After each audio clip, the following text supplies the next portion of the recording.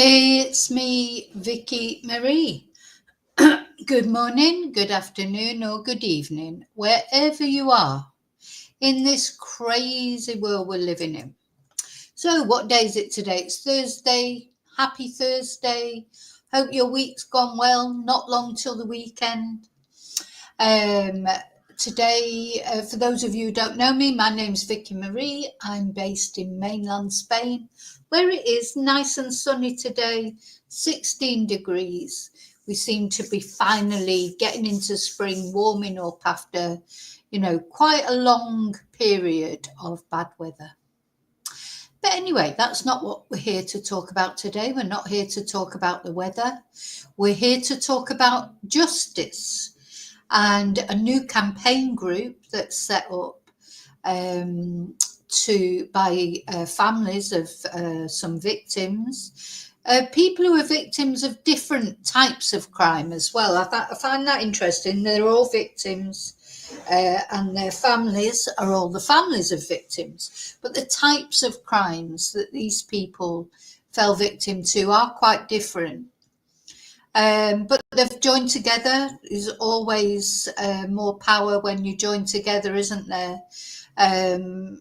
Sometimes it must feel like just one voice in the darkness when a family's trying to get justice for their loved one. But if they join together with other families, more people join together and fight, it's always better, isn't it?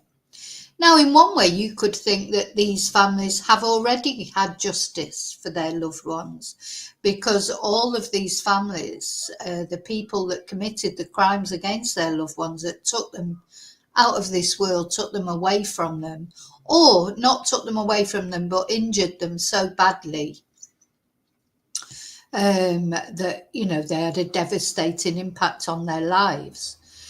Have all been convicted, prosecuted.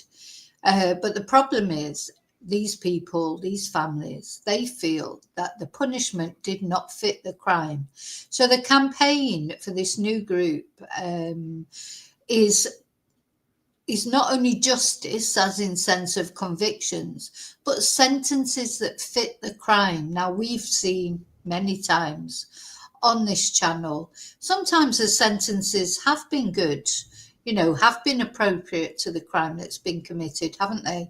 But other times the sentences, they're just ridiculous. And also, of course, what's happened in the past sometimes with these crimes is the person who committed them has committed other crimes in the past, but never was given a decent sentence, or never was never dealt with properly, and they've gone on then to cause havoc in other people's lives. So that's something we see quite often, isn't it? By the time anybody even catches up with these people, they've already done many other things that they've either been given no sentence for whatsoever, or such a insignificant sentence that they've been released to come out and offend again and more seriously. And we saw that recently, didn't we? With the lady who'd been blinded by her boyfriend. Tina Nash, he had already been in prison for a very violent crime, for causing brain damage on someone, for stamping on their head. But he was given such an insignificant sentence. He was allowed out, and then he went on to do what he did to Tina, and he's now probably going to be released quite soon again, because he's been moved to an open prison, and she's fighting, campaigning for this to be reversed. Just think, how many violent crimes do you have to commit before you are, maybe he hasn't killed anybody yet, but he's blinded Tina, he's caused brain damage on another person. So what do? Wait till somebody kills someone before you give them a decent sentence? Anyway, so that basically that's what this group, Victims for Justice, Justice for Victims, is about. These families have come together and they're going to campaign for sentences that fit the crime. So they're all disappointed in the sentences, well, except one family who have been, the killer of their daughter, Sarah Everard. Wayne Couzens, of course, don't really even like mentioning his name, but people will know him. He has been given a whole life tariff. He fit the criteria for a whole life tariff. So he has, if you like, received the full brunt of justice, or the most that Britain has to offer, because we don't have the death penalty. That's the ultimate justice, I suppose. But we don't have that in Britain, so he's received the next best thing, which is whole life tariff. So, but the good thing is that Sarah's parents, let's just have a look at Sarah a bit closer up. I mean, this was a case that absolutely shocked Britain, didn't it? And maybe the rest of the world, because Sarah was killed by a police officer. Just seems worse, doesn't it? But anyway, we're going to talk about Sarah's case in particular. Now, before we carry on, I just want to say thank you to everyone, so I can take my banner off. Thank you so much for watching, for being subscribers. Please consider subscribing. If you're not subscribed already, it's completely free. Don't forget to leave your DNA on the like button. And it'd be a good, this is one of those videos. I don't normally ask people to share videos, but these kind of videos are always good to share to get the maximum diffusion, the maximum impact, because this is important to these families. They're trying to make a difference, and let's hope not, but you never know, one day it might be your family that's fighting for justice. So thank you. Thank you to everybody who's a member. We've got the members live tonight. We're talking about the Nicola Bulley inquest. What else? Thank you to everyone who's bought me a Ko-fi, sent me a super sticker, PayPal'd me, or supported my channel in any way, emailed me, left a positive message. Thank you so much for caring about victims as well. Yeah, that's it. So I'm going to take the banner off now. Oh, took the wrong thing off. No,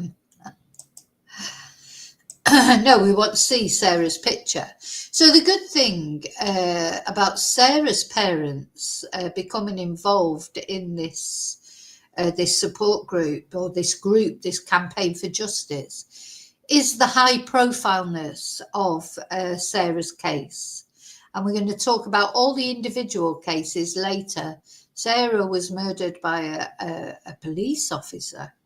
And, and he took advantage of his position as a police officer to, get Sarah into his car, handcuff her and take her off, and do the unspeakable things that he did to her. But the point is as well, there were red flags with Wayne. Wayne Couzens should never have been a police officer. He was notorious. He was known for his aggression towards women, or his feelings towards women.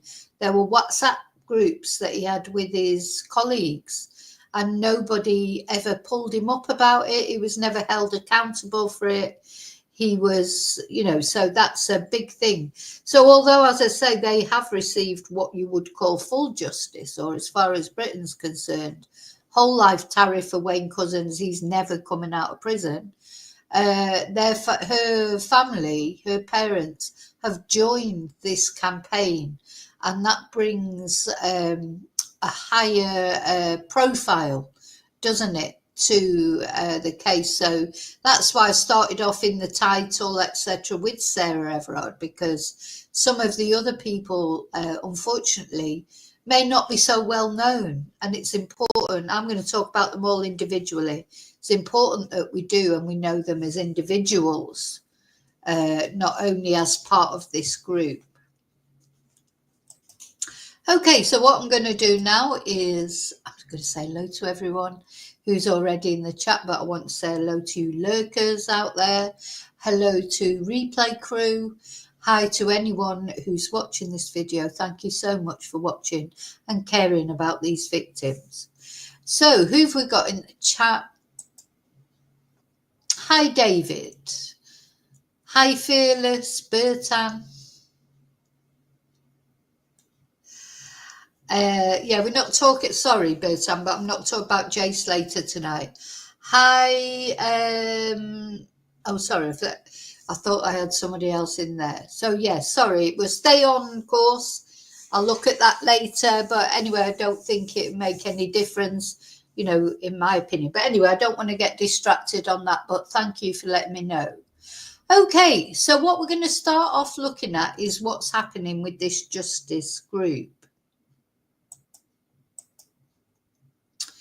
So I notice that most of the mainstream media that are talking about this event, if you like, or this group, they all lead really with Sarah Everard, and there's a reason for that.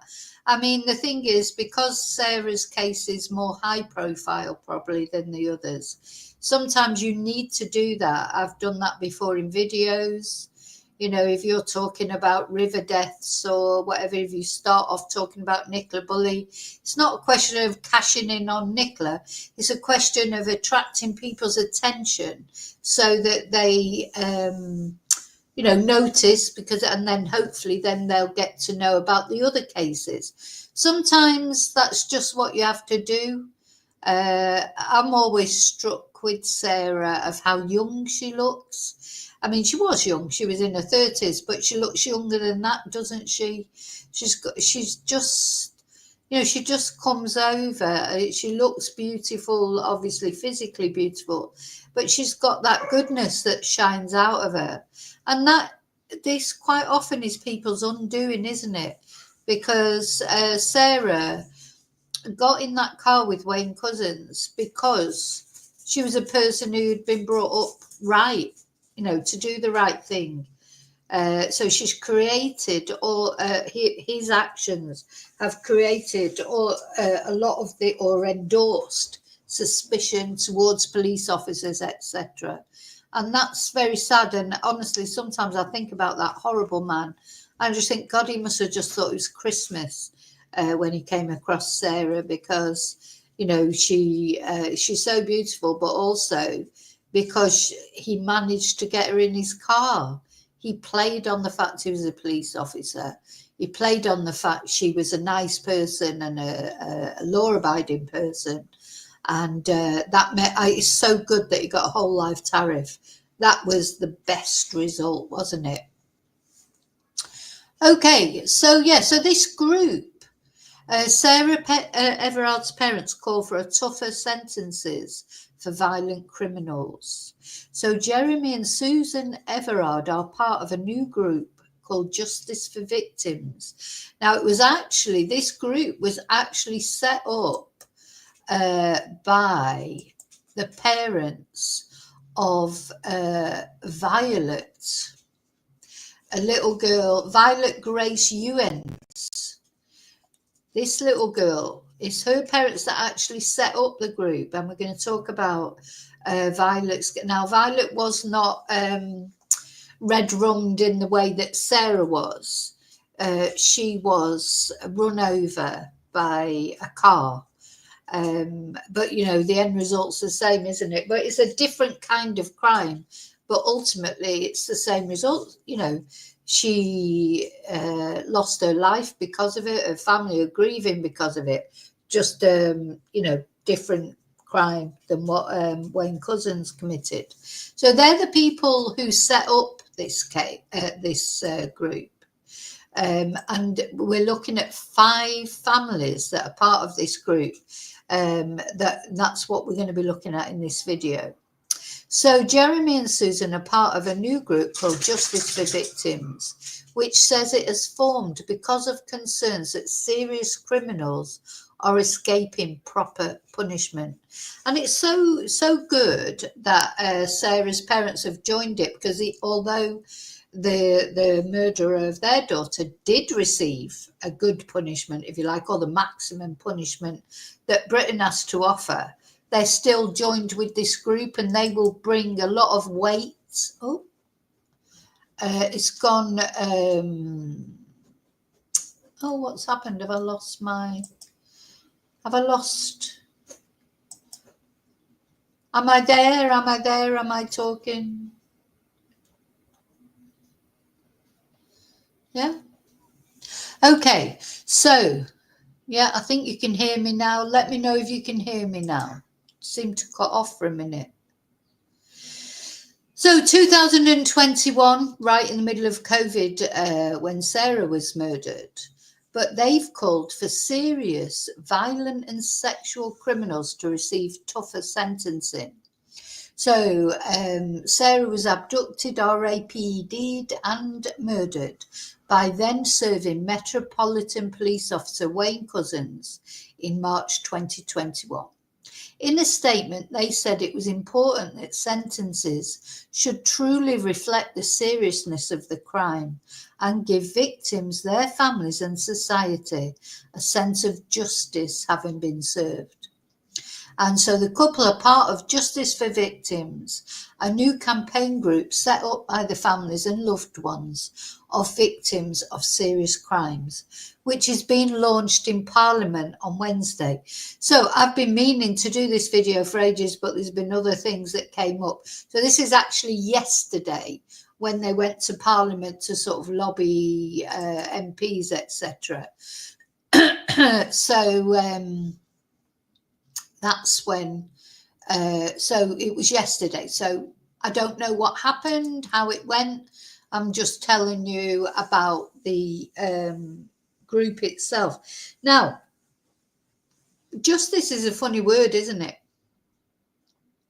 Because we see it so often, justice for some, justice for John, justice for Maddie, justice for Sebastian, all these different cases that we look at.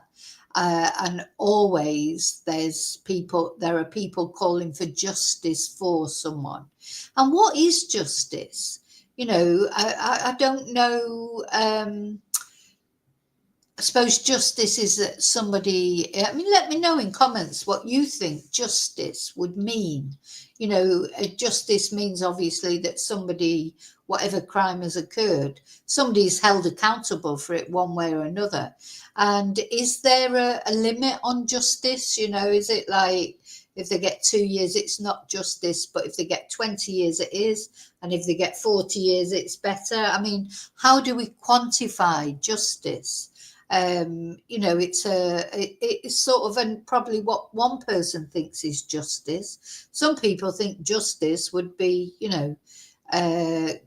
giving the person doing to the person exactly what they did to the victim, or the death penalty would be justice. Other people don't think the death penalty is justice. They think it's better for someone to just serve the rest of their life in prison.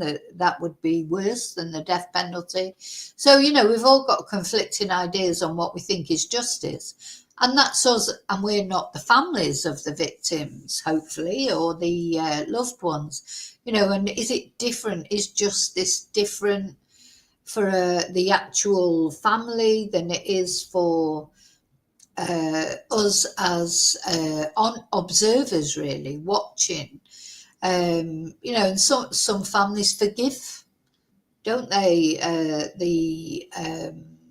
The people that have taken their loved ones away, or the families can't forgive, and no matter what happened, they will never forgive or never feel that justice has been done. So justice is a bit of a fluid sort of word, isn't it? What might be justice for one person is not necessarily justice for another, is it? So anyway, so Sarah's parents, as I say, despite the fact they did get full justice, certainly in a British way, the most justice that you can get in Britain, which is a whole life tariff. Oh, sorry, hang on. They have joined with this group and lent.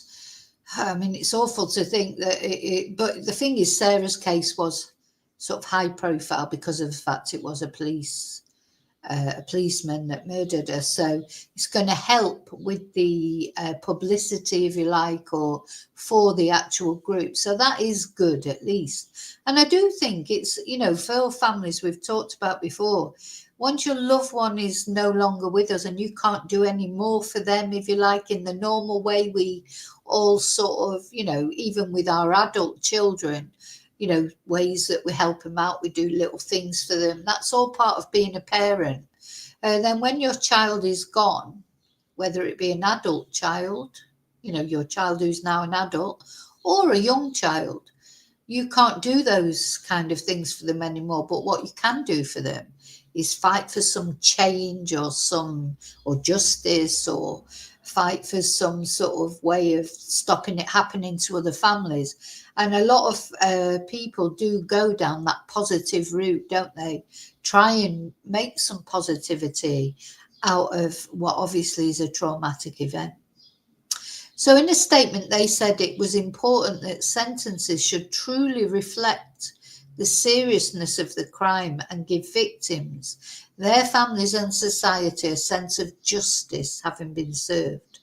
The couple are part of Justice for Victims, a new campaign group which is set up by the families and loved ones of victims of serious crimes, which is being launched in Parliament on Wednesday. The group was formed amid ongoing public concern about serious criminals escaping proper punishment. So they said nothing can alleviate the sense of loss, but it is a relief to us that our daughter's murderer received a whole life order. It made us, they said, the parents, Mr. and Mrs. Everard said, it made us feel that the enormity of his crime was recognised and that our daughter's life was valued. That's so important, isn't it? We know of other families in similar circumstances who have not had this small comfort. And exactly, it is a small comfort. It's a cold comfort, but at least it's some type of comfort. Oh my God, this horrible man, let me just pass over him. I can't look at him. So the other people that are part of the group, one of them is Paula Hudgell, the adoptive mother of double amputee Tony Hudgell, who's now 10 years old. He was only 40. Now, I might cry now. I just want to tell you that because, I don't like to cover cases of children, especially babies, because it's just too upsetting, because you just cannot get your head around how, can't get your head around how anyone can hurt anybody else. But when it comes to children and babies, it's just even more, it's mind blowing, isn't it? So Tony was just 41 days old when he was assaulted by his birth parents. And this attack caused multiple fractures and dislocations and blunt trauma to the face, leading to organ failure, toxic shock, and sepsis. And this little boy, honestly, look, he's always got a little smile on his face. It's just, I tell you what, gosh, when all we all have our problems, don't we? And you see things like this and you just think, oh, for God's sake, get a grip.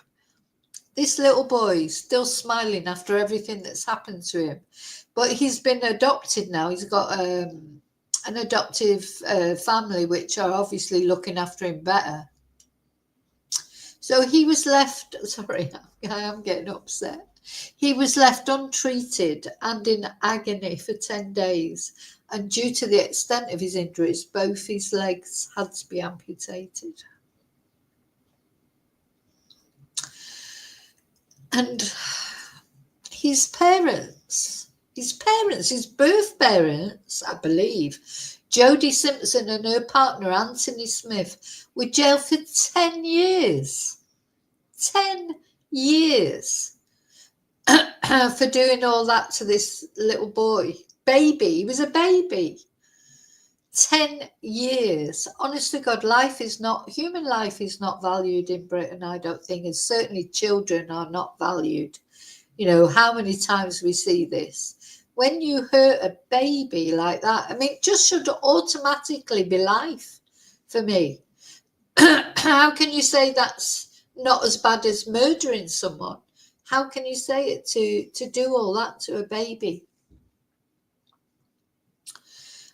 So Miss Hudgell said, when criminals abuse children, they are creating a devastating impact for the rest of that child's life.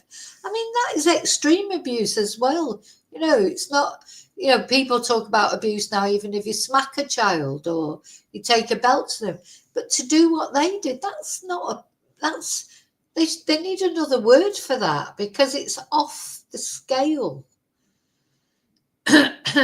Many decades can be spent wrestling with the aftermath. This boy's going to have to live the rest of his life with no legs because of what they did to him. Where's the end of his sentence? But perpetrators can be out of prison, living a free life, whilst the suffering for the victim goes on for decades. We need a justice system that reflects that properly. I have seen so many cases of child abusers that don't get punishment that fits the crime, let alone child murderers. They shouldn't get out of prison. I agree, completely agree. Anyway, then the other family member who is part of this group, and I have looked at this case. This is Sasha Marsden from Blackpool, and she was stabbed to death in 2013. I think this was David Minto, wasn't it, the person that did it to her? I have highlighted Sasha's case on my channel. She was lured to a hotel where she was promised work, and and then David Minto murdered her and then tried to cover it up. So she said the people who really get her sister, said that people who really get the life sentence are families like mine. In the end, most murderers end up getting out of prison, sometimes after as little as 15 or 20 years. My sister had decades of life in front of her. So, yeah, she was only 16. So, you think really they've got to start. If she was, she was 16, let's say she, likely would have, whatever the average lifespan is, let's say 75. So that's 60 years that were taken off her. So, it seems logical that really sentences, they should start from 60 years, shouldn't they? Anyway, if they've taken 60 years off someone, that's what it should be. That should be the starting point. So she added, surely if you take a life, the starting point should be spending the rest of your life in prison. That's what we wanted as a family, and what would have been respectful of my sister's memory. I think that's what most families would want, and I think most people would support that. Other victims' families who are part of the group include the parents of 4-year-old Violet-Grace Youens, who was killed by a motorist driving at more than 80 miles an hour in a 30-mile-an-hour zone in 2017.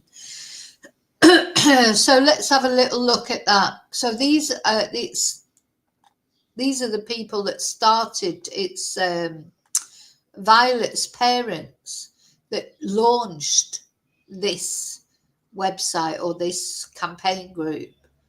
And Violet was only 4 years old, and she passed away in hospital a day after she was hit by a stolen car that was speeding along Prescott Road, St. Helens. Look at her little face. So, yeah, you can see that these are all different types of crimes, but they've all resulted in the same thing. You've got Sarah Everard, who was murdered by a policeman, a police officer who lured her into a car, took her off and did terrible things to her. And then you've got the little boy who it was his own parents, his biological parents, abused him when he was a baby, and it resulted in him having to have his legs amputated, but he's still with us, at least, thank you, God. And then you've got this little girl who was run over in like a sort of hit and run type scenario. So they all result in that they're, apart from the little boy, which of course he's still alive, which is good. But all the others, it's resulted in death, but different kind of, there are different types of cases. What I'm trying to say is, but they're still victims and they still have received sentences that the families of these victims don't think were suitable or long enough. So on March the 24th, 2017, Violet-Grace was hit by a Ford Fiesta travelling more than 80 miles an hour in the 30-mile-an-hour zone of Prescott Road, St. Helens. Thing is, these types of things, they could happen to anybody. You're just literally walking down the street, for God's sake. Then it struck Violet and her grandmother, Angela French. And Aidan McAtee from Prescott was jailed for 9 years and 4 months. Now, how many years did she have in front of her? She was 4 years old. So really, your starting point there should be 71 years. They've taken 71 years away from Violet. A perspective, a possible, presuming that she would have lived to be 75 if she wouldn't have been brutally sort of run over. So we got 9 years and 4 months. That's what her life was worth. It is annoying, isn't it? It is horrible, in fact, I think. That a 4-year-old girl, taking her life, even though, okay, they didn't deliberately mean to take her life, but they were always going to be possibly going to take someone's life traveling at that speed along the road.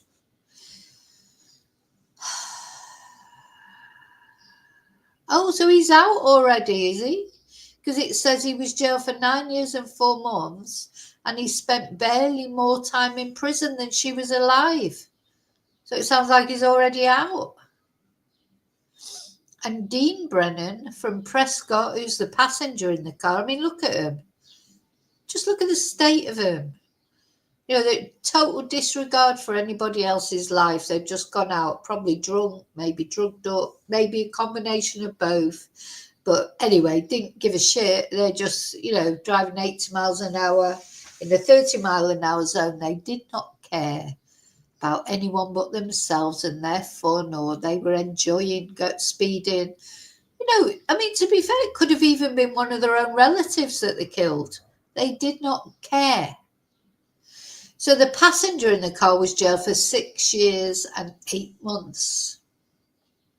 They're out, these people, aren't they? They must be by now. Look at them. Oh my God. But look, remember their faces. If you live in that area, these people, they should be seen. People should remember who they are and the pieces of shit that they are. So Becky and Glenn want to ensure that real justice for other families will be their daughter's legacy, and they will join the parents of Sarah Everard, Katie Brett, who we said is that Sasha Marsden's sister, and AC Hussein, whose cousin was killed by a serial sex offender who stored her body in a freezer. Now, I have to say, I didn't know much about this case. We're going to look at it in a minute. But that's another family that we're going to look at. And they're going to seek to start ensuring sentences truly deliver justice for victims and their families. So they came together to form Justice for Victims after being introduced to each other by Dr. Kieran Mullen, MP. Let's have a look at him. Who's he the MP for?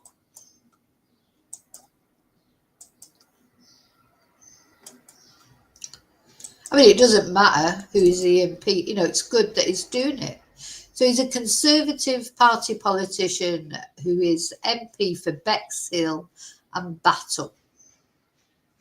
Let's have a look at him. Good. Okay. Well, good. I'm glad he's doing this. I'm glad he introduced them to each other.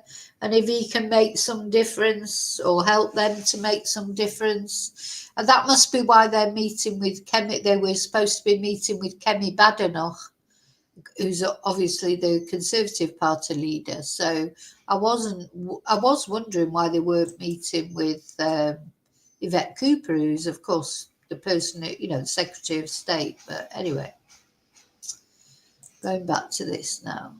So the group has been launched amid public concern about serious criminals escaping proper punishment.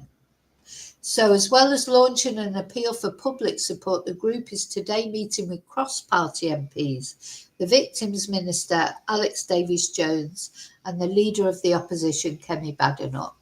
That's good. They should all work together. Oh, there's Violet there. Okay, so this apparently is the first time a group of justice campaigners and victims have come together to form a united voice to call for tougher sentencing for all serious SEX and violent criminals. So it can only be a good thing. Now, where are we? So going back to the original Sky article. So yeah, this Mirikan Jan Mustafa, it's her cousin Aisy Hussein. She's also part of this group. Now, I didn't know about Mirikan's case. I'm going to do a spotlight on that case, but we'll have a little look. She was murdered by convicted P in 2009. So I looked up her case, which, as I said, didn't know a lot about. And I don't know why, because I follow sort of criminal cases and that, but sometimes, this is what I mean, some crimes get more attention than others, don't they? So he killed this guy. Let's have a look what it says on BBC. This guy killed 2 women. So Henriette and Mirikan, the missed chances to identify a killer.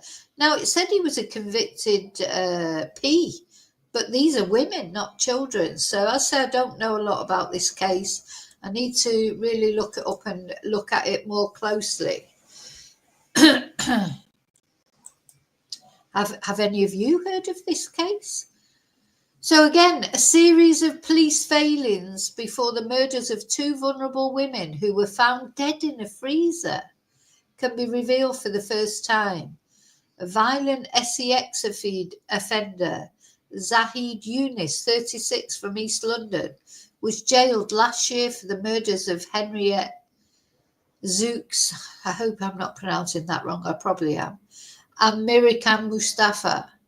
And BBC Newsnight has found out how officers lost one of the victims and missed chances to identify the killer.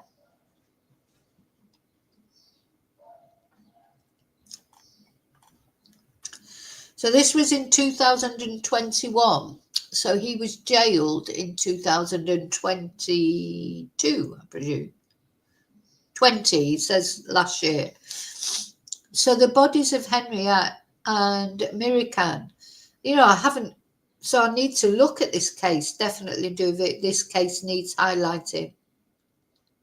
Because, I've been thinking a lot, I'm always thinking about where's my channel going? What, I do so many different things that we talk about and they're all important, but, sometimes I think, should I just be concentrating on one thing and not, maybe just concentrating on Britain, but, I try and follow cases in America or Australia, of course, or Spain, or and sometimes I think, I'm spreading myself too far, should I? But, I think what I'm going to just carry on doing is what I'm doing. Because to me, it's anytime I want to tell someone's story, and to me, it doesn't matter if it's high profile, low profile, I don't care. To me, the reason that I do the videos that I do, some people some cases get a big watch, if you like, if a big amount of people watch them. Other cases people don't seem to be that interested in. But you know what, that doesn't matter to me, because what matters to me is these victims, like these two women. I'm angry that I don't even know about their cases, because these women are just as important as Sarah Everard. They're not more important, but they're not less important. Doesn't matter if a case goes high profile or not. These women are important. They lived, they had loved ones. They lived their lives and they were brutally murdered, and their story needs to be told, because every time their story's told, they're still alive, and they shouldn't be forgotten like they never existed. I mean, it's hard to keep up with all the cases, and my God, there's so many, and that, just in Britain, or it's a bit depressing sometimes, because you just think, oh my God, how many people are going around murdering people? It's scary. I mean, we have to remember there's billions of people in the world, of course, but sometimes it is a bit depressing, because you just think, all these evil people, that just think other people's lives don't matter. But anyway, we can only do our little thing. We can't change the world. That's something I have to sort of pull. I can't change the world, but I can be a little voice. I can be a little voice for victims like these, for Henriette and Miriam.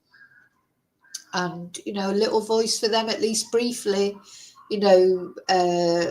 That's what I can do. And you can only do what you can do. So that's what I'm going to do. I'm going to talk up about any victim and try and show up the abusers for what they are. Anyway, so yeah, he was a sadistic sex offender with a history of violence, and he has been jailed for life. Oh my God. The eyes always have it, don't they? Look, I've never even, not that I think people should remember him, except that he does have to be remembered for the piece of shit that he is. But look at his eyes, oh my God. So a BBC investigation has examined whether the two murders were preventable, uncovering a series of missed chances to protect the women or locate them after they vanished. The family of Miriam, the second of the women to die, told the programme that she could have been saved. So Henriette, a 32-year-old Hungarian national and mother of three, came to Britain in 2014 but was abandoned by the man she lived with. She said the man was a pimp and she had her passport stolen. She found herself homeless on the streets of East London and was treated as a trafficking victim. She was highly vulnerable and known to the Met Police, which received reports of her being assaulted. She told police that a local man, David Dallison, had raped her. He was charged, denied the offence, and was remanded in custody before trial. What followed was amazing. The thing about Henriette, not only was she foreign, and also it sounds like she had what the police would call a high-risk lifestyle. Maybe she was a sex worker, or she'd been trafficked. So she just goes right down the scale of what people are interested in, but she's still a person, and she counted, to her loved ones. Anyway, what followed was a major missed opportunity to protect Henriette and then later detect her murder. Newsnight has obtained transcripts of the proceedings, which were so disastrous due to late paperwork and abandoned hearings, that a judge described the Crown Prosecution Services handling of the case as deplorable and disgraceful. Poor girl. Anyway, in January 2016, prosecutors told Snaresbrook Crown Court that Henriette had been lost by police. The defendant was released and the rape charge left to lie on file. However, unlike the police, Dallison found Henriette, and within 4 days she was in his flat. And she was later discovered seriously injured outside the block of flats, saying she had been pushed out of his fifth floor window. Oh my God. Do you know, this is it. You know, it's all right if you're Holly Willoughby or anybody famous and you get 24-hour police care and this, that, and the other. But if you're just, some poor woman who's just, she's not famous, she's not important enough, the police just lose her, and then her abuser finds her where the police couldn't find her. Oh my God.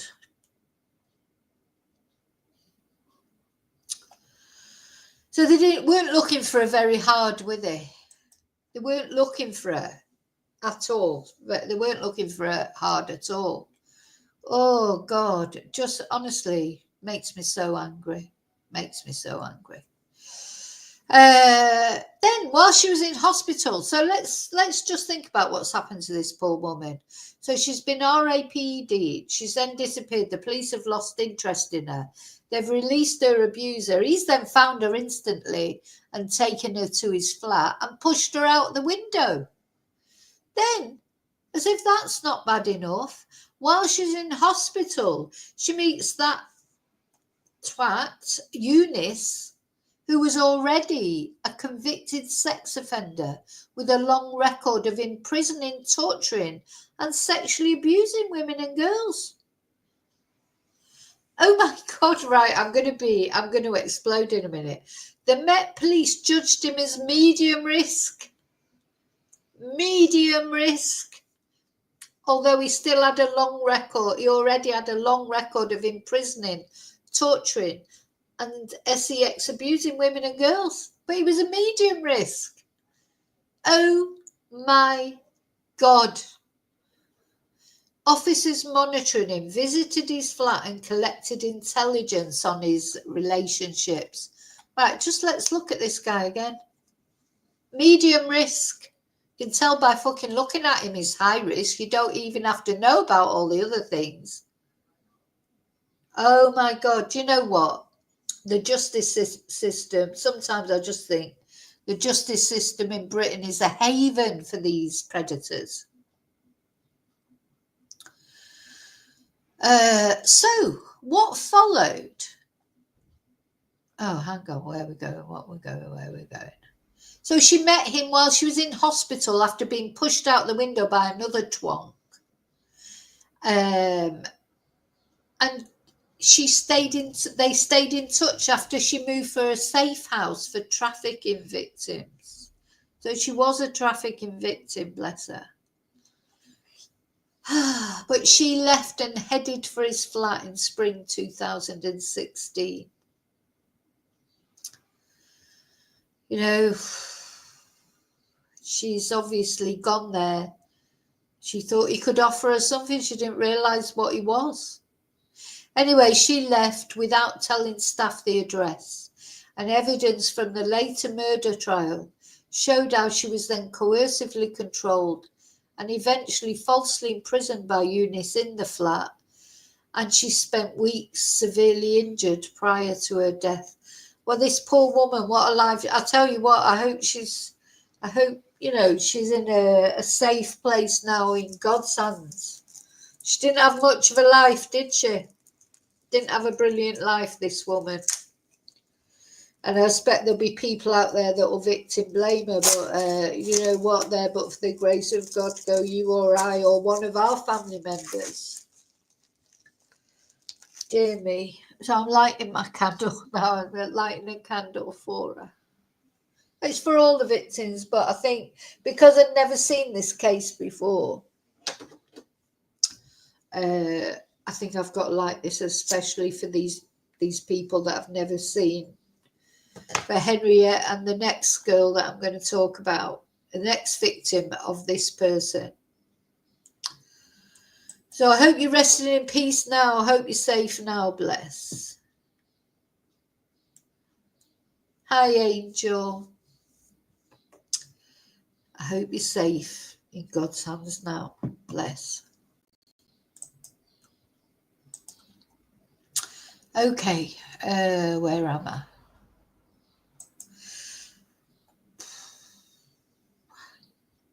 So, in June 2016, a fateful hearing took place in the RAPE prosecution involving Henriette.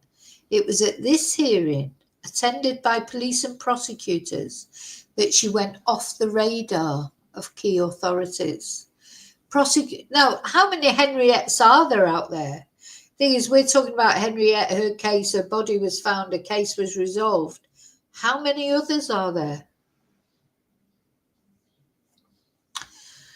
Oh, God, sorry, God, I feel like getting the bloody whiskey out.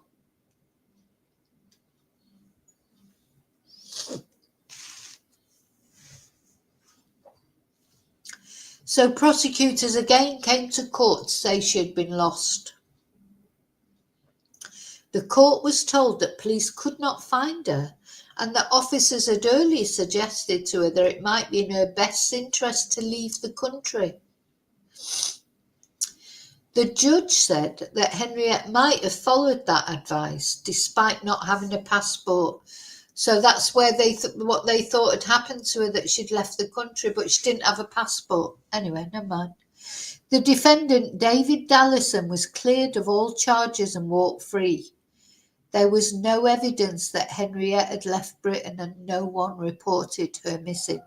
Now, David Dallison was the original abuser who RAPE'd her and pushed her out of a window. Days after the RAPE case was dropped, a Met detective received a text, apparently from Henriette, saying she was too unwell to attend court. The number was not traced, but Newsnight has established the message came from a phone attributable to Youens. How many times does this happen? You know, messages sent and people just accepting them from the victims. Scotland Yard says it has no record of whether officers informed the CPS or the judge about the text.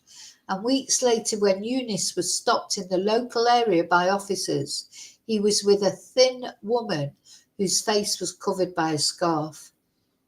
The woman's name triggered no alert, and this was the last sighting of Henriette. Oh my God. So there she was with this horrible man, and the police didn't pick up on it.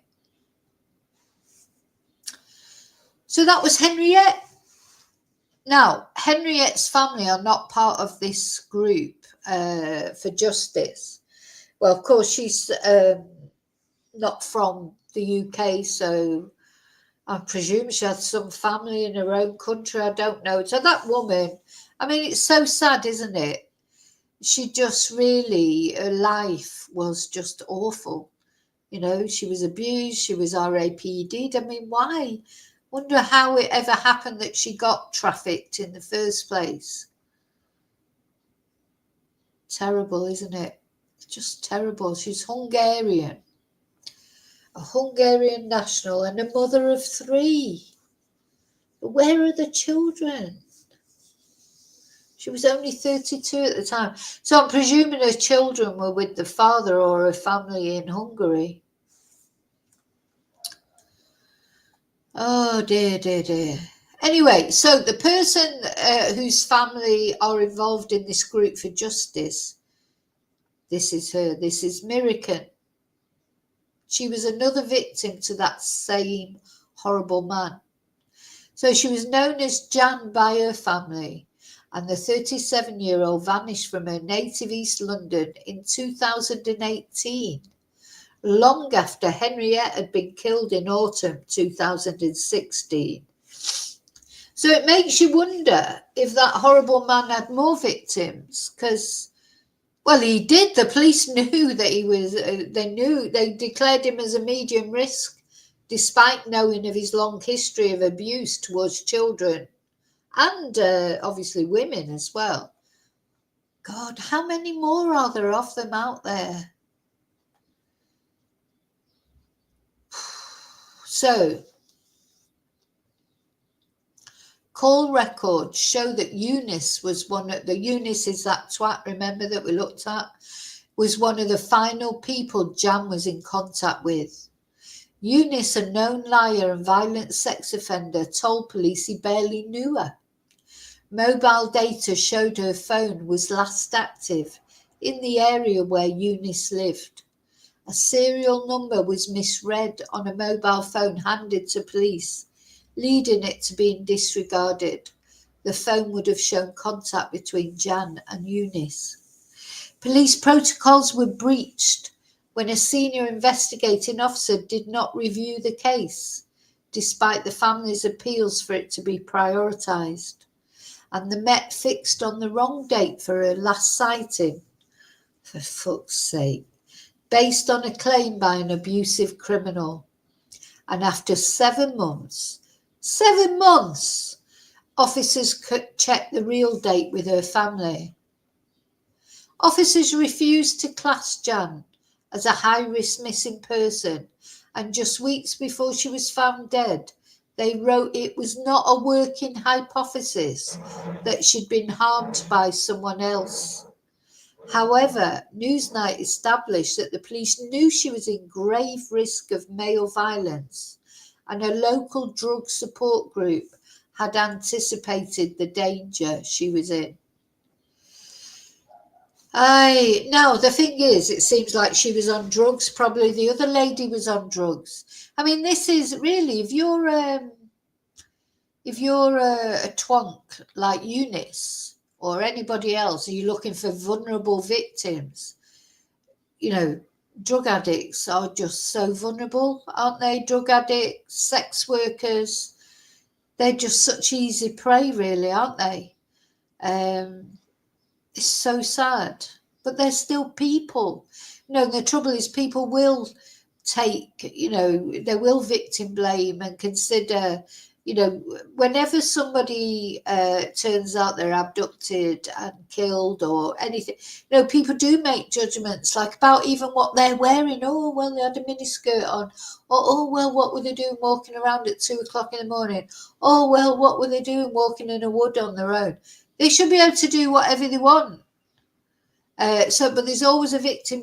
Oh, well, they were a drug addict. Oh, well, they were a prostitute. Oh, there's no excuse for what these people do to women, children, or other men. There is no excuse. Doesn't matter if the other person's a drug addict. Doesn't matter. It's these perpetrators do. It's the action, it's the abuse, it's the crime that counts. Victim blaming is a terrible thing because nobody deserves to be murdered or abused or any of those things. Doesn't matter if they're not if they are a drug addict or maybe they're not the most respectable member of society, because anybody can end up like that. Anyone who thinks that could never happen to them or any member of their family, honest to God, you're living in cloud cuckoo land. She wasn't born a drug addict. The other girl, wasn't born a sex worker. Things go wrong in life sometimes. So, it just makes me so mad. Oh, honestly, because if you haven't fallen into that world, or none of your family have fallen into any of those worlds, man, woman, whatever, you are lucky, really, because life is difficult, isn't it? Everyone has a bit of a prop. Some people will drink a little bit or take recreational drugs, or they don't fall into this sort of underworld, if you like, or have financial difficulties. They don't become sex workers, and it can happen to anyone. There's such a fact, it could be anyone. Why do people think, it could never happen to them or their family or their loved ones? we're all probably guilty of it at some point, of being a bit condemning about people. But, life is hard. It's a hard journey. We're all, I mean, there's some lovely things, obviously, in life. I don't want to make it sound like that depressing, but it is difficult, isn't it? Things go wrong, you lose someone.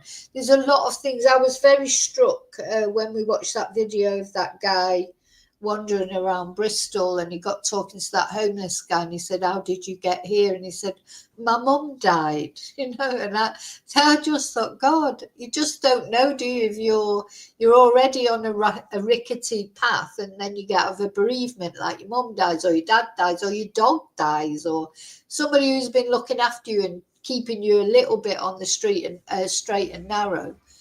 Everything can just fall apart just like that. And if you don't think it can, if you're holier than thou and think that could never happen to you or your family, I think you're just, living in a dream world, really. And I hope you never get to find out. But anyway.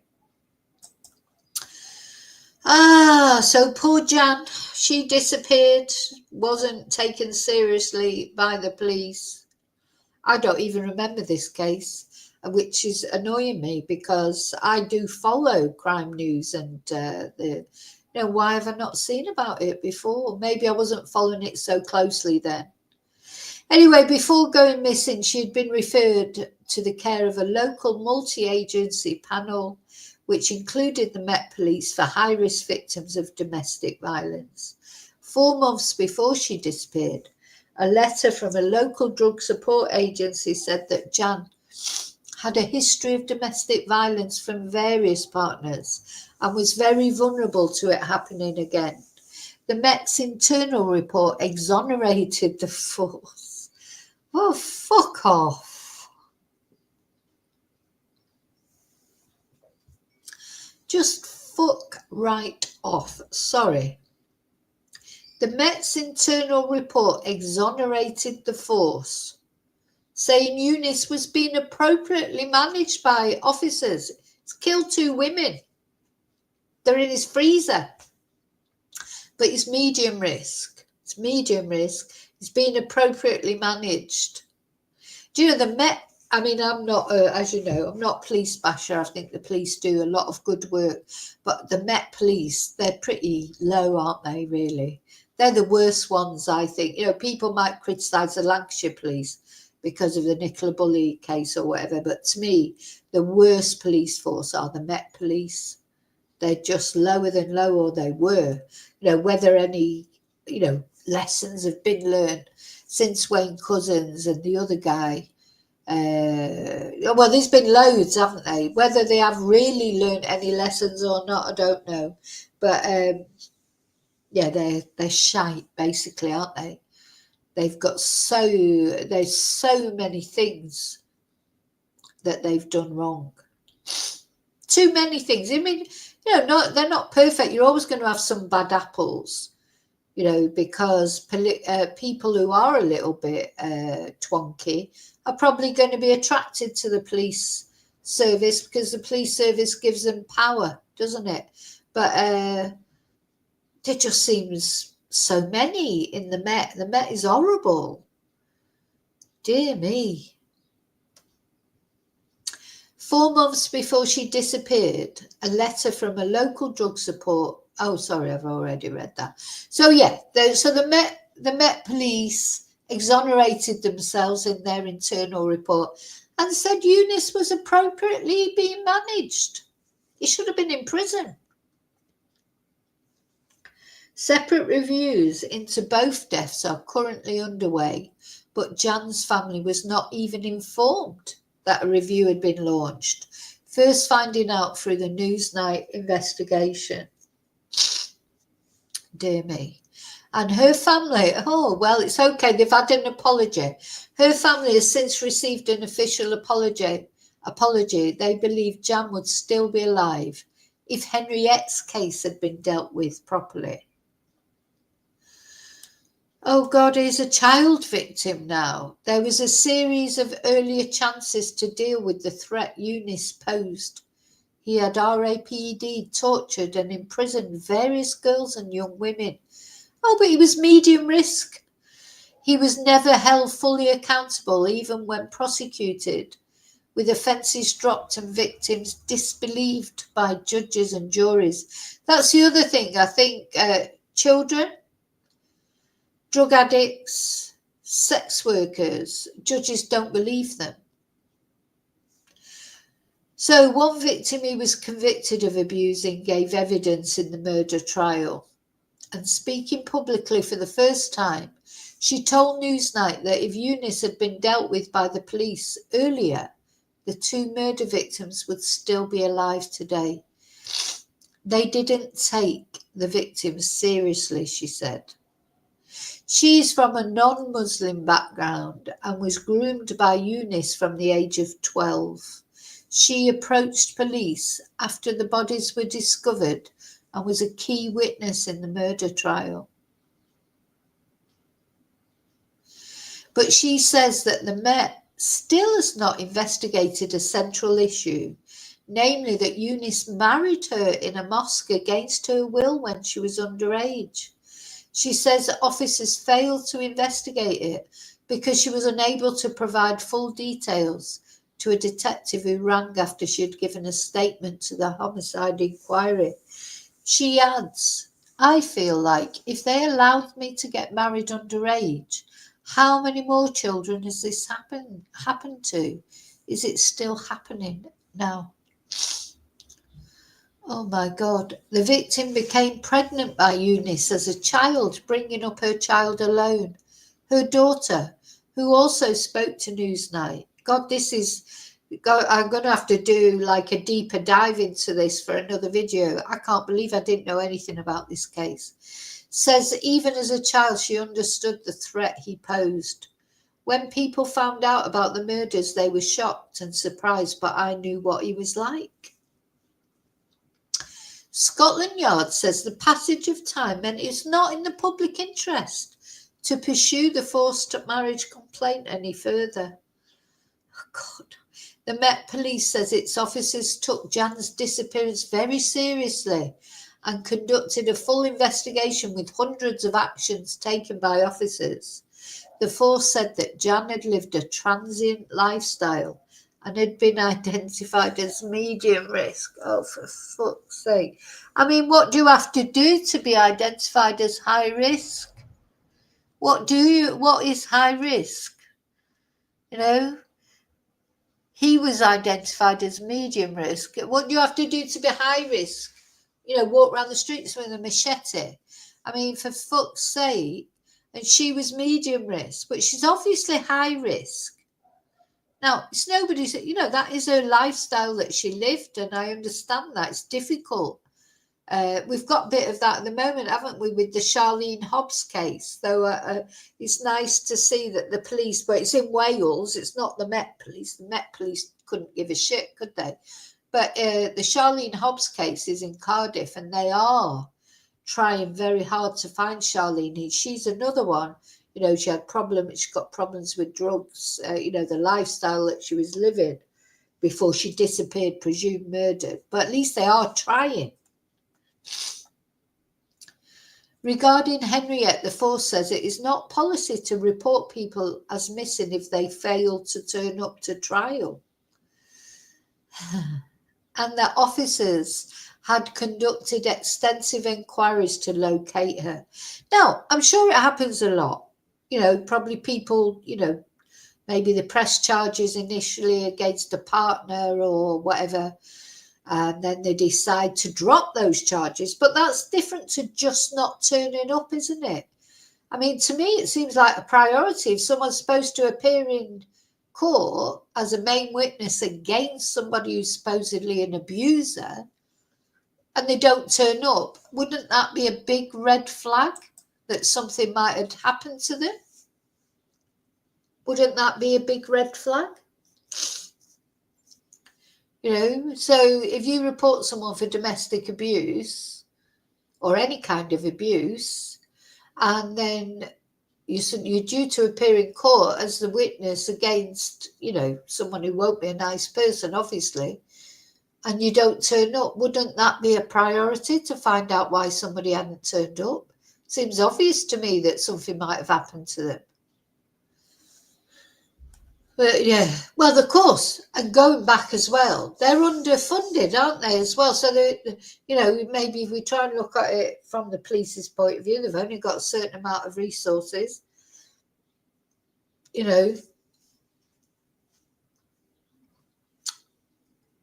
But yeah, do you know, you're absolutely right there, David, what you say. Yeah, if you didn't pay your TV license, they'd find you soon enough, wouldn't they? You try not paying your TV license, see how often they turn up then, or try and arrest you then, or you try doing some, rob a bank, see how they look for you then. It's all about money.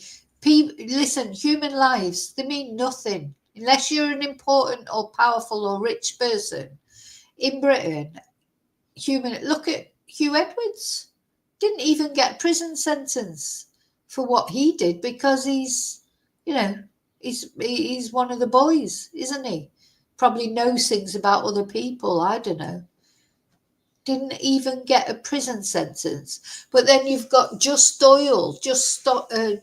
Oil protesters getting 5-year prison sentences.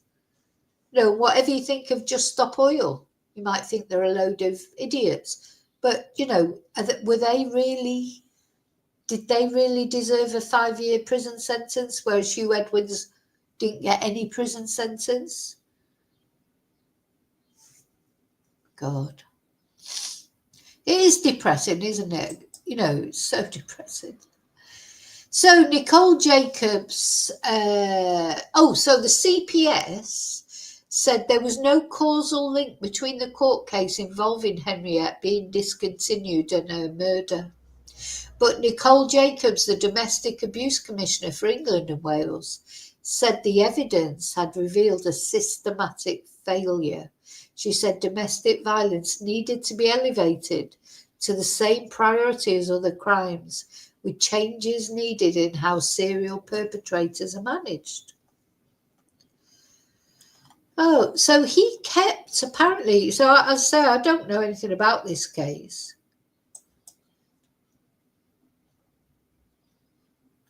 So there's, I don't want fuck off, I don't want a BBC account. Murder accused kept bodies in Canning Town freezer for months. So there's one of them, that's Mirican. And she's the one whose family have joined with this justice group, with Sarah Everard's family. Where's the list of them? Yeah. So it's set up by Violet's family, and it's been joined by Sarah Everett's family, and also Sasha Marsden's sister, and Tony Hudgell's adopted mum, Paula Hudgell. And this is this lady's family as well, Jan. Sorry, Mirican, but she's got a nickname that they use. That's I think it's Jan, was it? Oh, bless. So when the police went to the address in Canning Town, East London, looking for Mr. Younes, they found 2 bodies in the chest freezer. The bodies of Henriette and Mirican. He denied murder. Well, they must have just fallen into that freezer. They just fell in there. So the police officer made a very grim discovery in April 2019 after using a crowbar to force open the lid of the freezer at Mr. Younes's 1-bedroom property. For fuck's sake. So he's living in a 1-bedroom, a tiny property. Oh my God. There were flies forming around the freezer, and items, including a Zimmer-type frame, had been stacked on top. Oh my God, a 1-bedroom flat.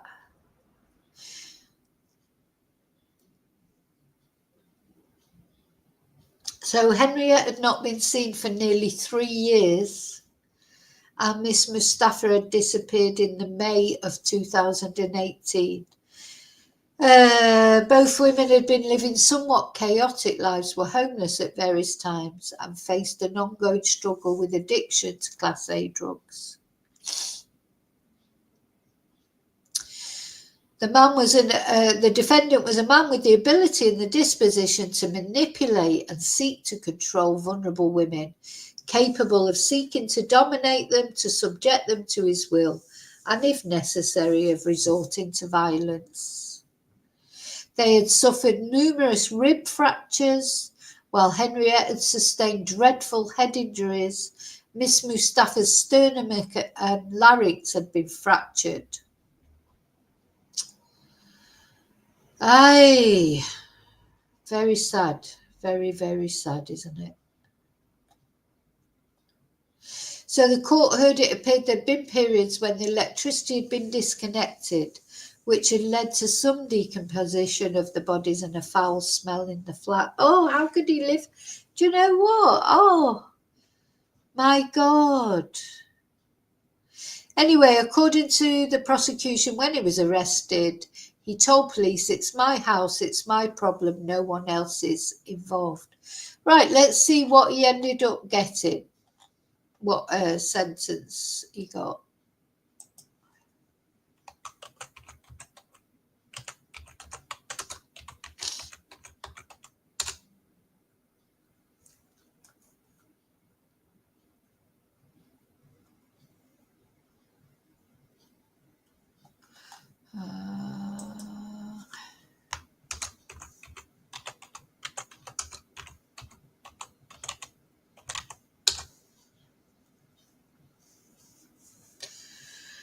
Right.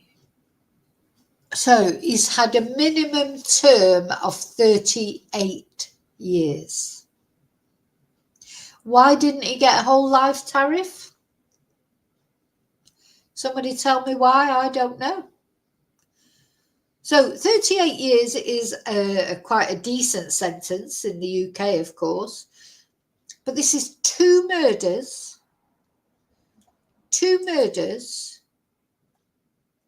These two women, I didn't even know about Henriette before I started this video. And he kept them in a freezer. And he only got, let's have a look at him. Where is he?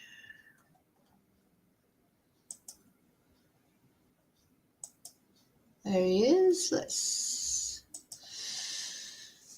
Here he is. It doesn't seem enough, does it, for 36 years for murdering two women, two vulnerable women, keeping them in a freezer for years, trying to avoid detection. And not only that, don't forget, all the other offences he had before that.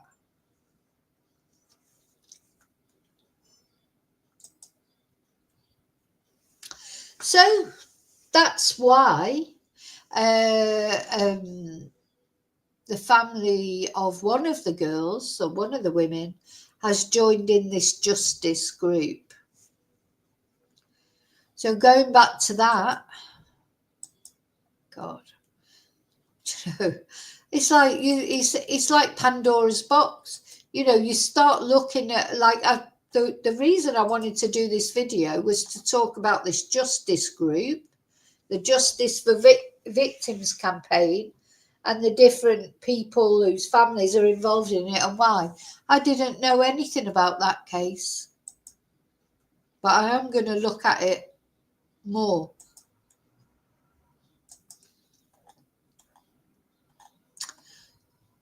So, yeah.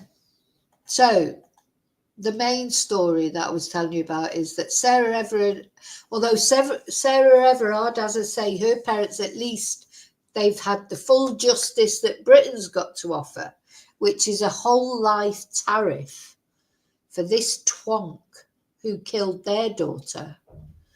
But they've joined with this group, and it's good because they'll bring more high profile to this group, which is also, so there are 5 families.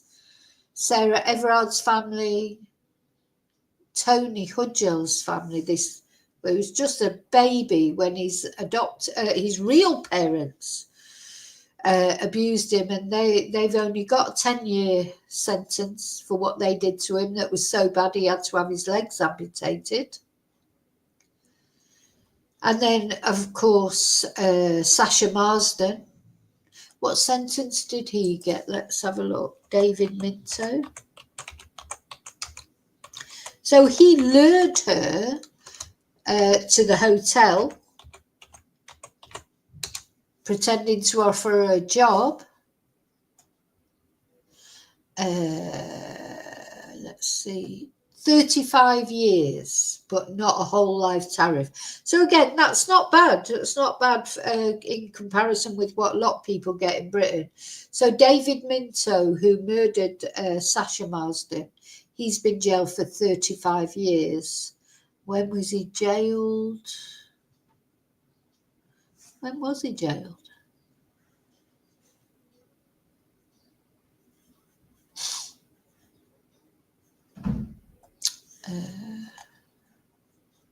Well, he committed the murder in 2013.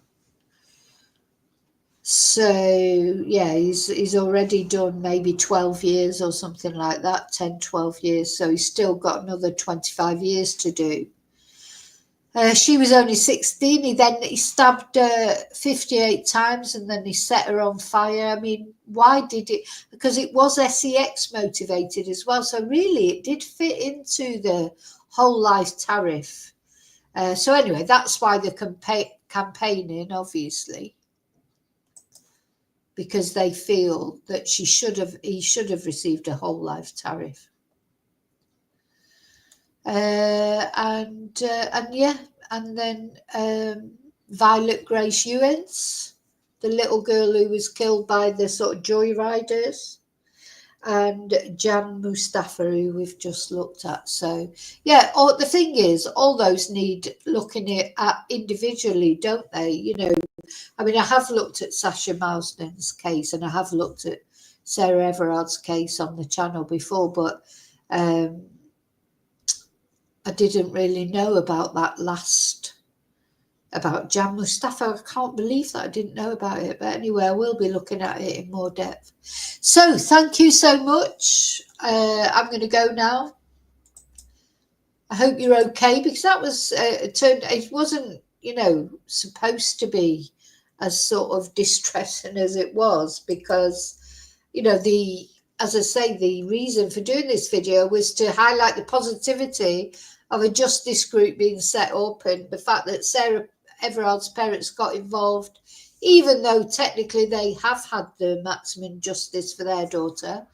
And then, of course, as always, it leads you down other roads, rabbit holes, other cases. There's always another case. But anyway, so my candle today is for all the victims and for us as well, because we need it.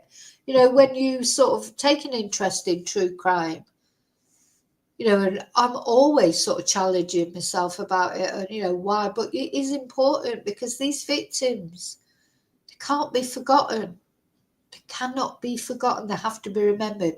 So the candle is for them, but also for us, because we need it, because sometimes it is hard going. It's the way it makes us feel, but we mustn't feel that everybody is like that. Sometimes you think, oh my God, there's so many cases out there. You can start getting a bit depressed with the state of humankind, if you like, and what human beings are capable of doing to each other. But then we have to remember that most people are not like that. We do have to remember that. So anyway, thank you so much. Yeah, see you tonight. If you remember, I'll see you tonight. And until I see you again, as always, may your God go with you. Thank you so much. Bye.